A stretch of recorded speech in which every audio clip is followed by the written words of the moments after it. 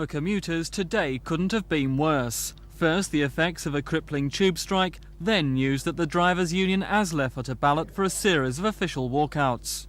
They're telling you that they've got this package that resolves everything. Doesn't. Completely separate. What do you think the result would be? What of? The ballot? Yes. Oh, it'd be a yes vote, yeah. Yeah, no doubt about that. If the men are as solid as what they are, and women, on unofficial action, then I'm convinced that the answer will be a yes vote. By 8 o'clock this morning, the long walk to work was underway. Pavements overflowed as an estimated 1 million people took to the streets amid some of the worst disruption since the dispute began. For most of the day, fewer than 20 trains ran. It's terrible. So what are you going to do now? Walk to Kensington. How long's that going to take? No idea, I've never done it before. They got a point, I suppose, but it's just inconveniencing all the commuters. At bus stops, scenes like these were typical.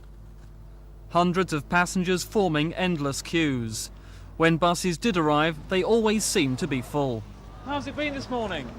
All good fun, mate. We don't stop at all. Hardly cooperative, are they? Buses are not being very cooperative. Admittedly, according to the bylaws, the bus was full, but in fact, he could have got at least another half dozen people on that bus. You're very irritated. You're not a happy man this morning? No. But passengers who managed to squeeze on board weren't so lucky. The roads were so congested, the average journey took an extra 90 minutes.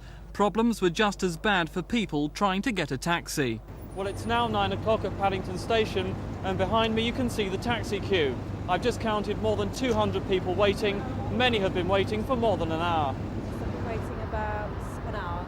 How do you feel about that? Well, I'm not happy. Wish they'd get together and get things sorted out. The only other alternative was by car, but all main routes into the capital were congested from dawn. A 3-mile journey from Birkbeck Road in Tottenham to Finsbury Park Road took 45 minutes instead of the normal 10.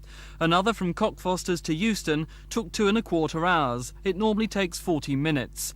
With many roads closed for the presidential visit, traffic in central London was at a virtual standstill. London Underground are hoping for peace talks, but with both sides as far apart as ever, they seem unlikely. The result of the ASLEF ballot is certain to be in favour of more strikes. The only difference is in future they'll be official.